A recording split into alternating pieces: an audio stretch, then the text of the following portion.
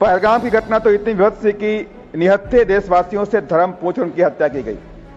इसके बाद सरकार को सभी विपक्षी पार्टियों और हर भारतीय ने सरकार को खुली छूट दिया कि आप एक्शन लो, हम आपके साथ हैं और हर देशवासी हर स्थिति का सामना करने को तैयार है।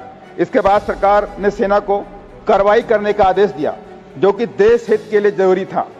सेना ने कार्रवाई का नाम ऑपरेशन सिंदूर रखा। भारतीय सेना ने अपने अदम्य साहस पराक्रम के दम पर पाकिस्तान को 3 दिन में घुटने पर लाकर खड़ा कर दिया। फिर अचानक सीज फायर का ऐलान समस्त देशवासियों को झटका और निराश करने वाला था। सभी में चर्चा का विषय था, जब हम जीत रहे हैं तो सीज फायर क्यों? ऑपरेशन सिंदूर के दौरान पाकिस्तान के पक्ष में खुलकर टर्की और चाइना ने दिया, जिसमें J-10C और PL-15 मिसाइल ड्रोन टर्की ने सप्लाई किया। लेकिन मैं उनसे कहना चाहता हूं, माननीय सरकार से आपके माध्यम से, कि इन दोनों देशों के साथ में हमें सीमित रिश्ते रखने चाहिए। इन लोगों ने हमेशा धोखा देने का काम किया है। मीडिया का रोल बेहद गैर जिम्मेदाराना था। ड्यूरिंग ऑपरेशन सिंदूर रात 2 बजे तक मैं दिल्ली में था, मानवर डर का माहौल बना हुआ था। कराची पे नेवी ने हमला कर दिया, कब्जा हो गया है। बाघा बॉर्डर से भारतीय सेना घुस गई है, लाहौर पे कब्जा हो गया। इस तरह के वक्तव्य गैर जिम्मेदाराना वक्तव्य हैं। ऐसे सेंसिटिव मैटर पे मीडिया को भी संभल कर बात रखनी चाहिए। अच्छा होता सत्ता और विपक्ष इस बात पर चिंता करनी चाहिए थी कि आगे भविष्य में महिलाओं के सिंदूर न उजड़े तथा मां को भी अपने बेटे गंवाने न पड़े। इस पर सरकार विपक्ष को मिलकर ठोस रणनीति बनानी चाहिए थी, लेकिन दुखद ऐसा नहीं हुआ। हमने देश और देशवासियों को स्ट्रांग मैसेज देने का काम नहीं किया, सिर्फ ये पॉलिटिकल अखाड़ा बन करके रह गया। श्री राम जी खत्म। थैंक यू, धन्यवाद मान्यवर। और पहलगाम आतंकवादी हमले में मारे गए व ऑपरेशन सिंदूर के दौरान शहीद हमारे सेना के लोगों के मेरी पार्टी की मुखिया आदरणीय बहन कुमारी मायावती जी की तरफ से मैं श्रद्धांजलि देता हूं और उनके परिवार वालों के प्रति गहरी संवेदना व्यक्त करता हूं।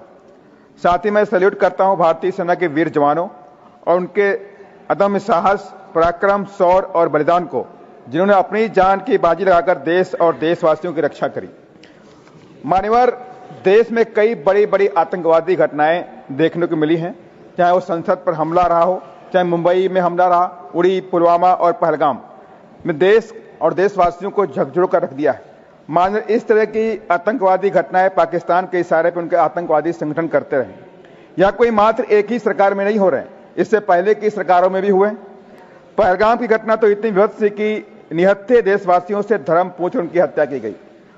इसके बाद सरकार को सभी विपक्षी पार्टियों और हर भारतीय ने सरकार को खुली छूट दिया कि आप एक्शन लो, हम आपके साथ हैं और हर देशवासी हर स्थिति का सामना करने को तैयार है।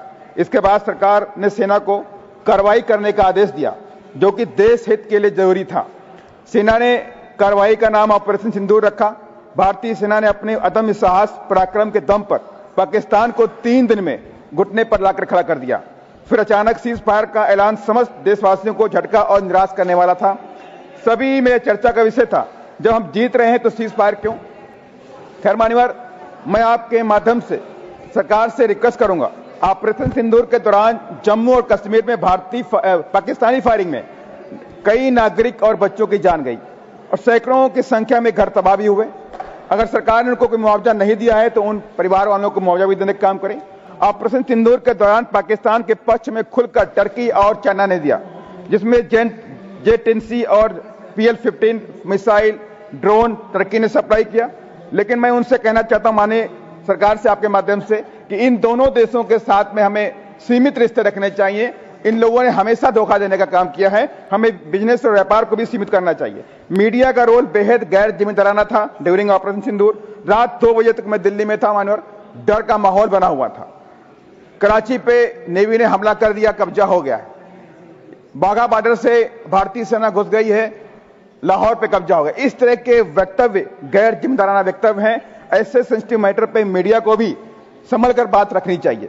माननीय ऑपरेशन सिंदूर पर सत्ता पक्ष और विपक्ष के द्वारा किस्म किस्म की बातें करी गई। तमाम तरह की पुरानी बातें खोदी गई, देश की आजादी से लेकर किस तरह की बातें जो नहीं भी होनी चाहिए थी इस ऑपरेशन सिंदूर के दौरान वो बातें करी गई। यह ठीक नहीं है, यह राजनीति का विषय नहीं था। हमें यह इंश्योर करना चाहिए देशवासियों को कि ऑपरेशन सिंदूर के दौरान जो भी हमारे अंदर कमियां रही, जो भी हुआ, जो भी रहा, आपके साथ पूरा देश खड़ा है। लेकिन इन द फ्यूचर हम आतंकवादियों पर कोई भी रहम नहीं बरसेंगे और पाकिस्तान पे कोई रहम नहीं करेंगे, चाहे उस चीज पार के लिए कितना भी गिनाने काम करे। अच्छा होता सत्ता पक्ष और विपक्ष इस बात पर चिंता करनी चाहिए थी कि आगे भविष्य में महिलाओं के सिंदूर न उजड़े तथा मां को भी अपने बेटे गंवाने न पड़े। इस पर सरकार विपक्ष को मिलकर ठोस रणनीति बनानी चाहिए थी, लेकिन दुखद ऐसा नहीं हुआ। हमने देश और देशवासियों को स्ट्रांग मैसेज देने का काम नहीं किया, सिर्फ ये पॉलिटिकल अखाड़ा बन करके रह गया। मान्यवर, मैं आपसे कहना चाहता हूं, हमारे लिए देश पहले है, देशवासी पहले, राजनीति हमारे लिए बाद में होनी चाहिए। खैर मान्यवर, आखिर में मैं सरकार का ध्यान सेना की भर्ती की तरफ भी लाना चाहता हूं। जब आज पूरे देश के चारों तरफ पाकिस्तान हो, चाहे आपका बांग्लादेश हो, चाहे चाइना हो, ये तीनों लोग आपस में कोलैबोरेशन कर रहे हैं, तो हमें अपनी सेना की ताकत को बढ़ाना पड़ेगा, सेना के रक्षा बजट को बढ़ाना पड़ेगा और सेना के आधुनिकीकरण की तरफ हमें विशेष फोकस भी करना पड़ेगा। मान्यवर, एक चिंता का विषय भी हुआ कि रशिया के अंदर जिस तरह से एयरपोर्ट पर यूक्रेनी ड्रोन ने हमला किया, एक बात बड़ी सोचने वाली बात है कि हमारा जो बॉर्डर है चारों तरफ से हम दुश्मन से घिरे हुए हैं, हमारा समुद्र का एक लंबा सा बॉर्डर है, हम बांग्लादेश से हमारा बॉर्डर मिलता हुआ है, हम चाइना से मिले हैं, हम पाकिस्तान से मिले हुए हैं। माननीय, बस लास्ट में खत्म कर रहा हूं, बस 30 सेकंड। धन्यवाद। मैं इसको लेकर के मैं माननीय सरकार से कहूंगा कि सीमाओं की सुरक्षा पर विशेष ध्यान दिया जाए ताकि इस तरह की एक्टिविटी कोई भारत के अंदर न होने पाए। माननीय गृह मंत्री जी बैठे हुए हैं, मेरा विशेष अनुमोदन है, मात्र 30 सेकंड। मान्यवर गृह मंत्री जी यहाँ बैठे हुए हैं, मैं बांग्लादेश के बारे में बात करना चाहता हूँ। मान्यवर, बांग्लादेश के अंदर मान्यवर हिंदुओं के ऊपर अत्याचार हो रहा है, अत्याचार, बलात्कार, हत्याएं की जा रही हैं। तमाम बांग्लादेशी भाई देश के अंदर आए हुए हैं, उनको यहाँ से न भगाया जाए। माननीय श्री